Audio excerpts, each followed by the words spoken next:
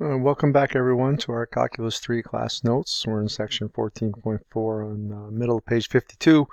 We're looking at the chain rule, and now we're looking at the chain rule for functions of one independent variable and three intermediate variables. So hopefully you could easily predict now, but if we have w, which is a function of x, y, and z, that is differentiable, and x, y, and z are differentiable functions of t, then w is a differentiable function of t. And if I use my branch diagram, so w to get to t has to go through x, it has to go through y, and it has to go through z now.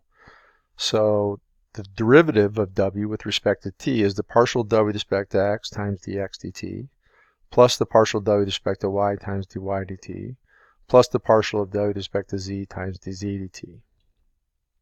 So for example here, example 49, if I want to find the derivative of w with respect to t at the time t equals 0, if w equals xy plus z, and x equals cosine t, y equals sine t, and z equals t, so along this circular helix.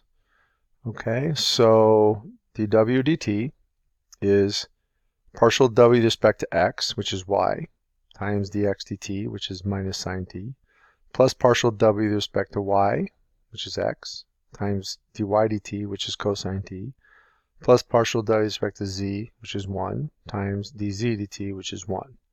So I get, plugging in what y and x are now, and z I don't need to because it doesn't appear, but plugging in what y and x are, sine of t and cosine of t, I get sine t times minus sine t, plus cosine t times cosine t plus 1.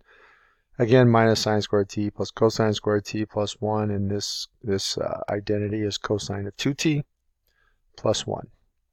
So the derivative of w with respect to t at the time t equals 0 is the cosine of 0 plus 1, or 1 plus 1, which is 2.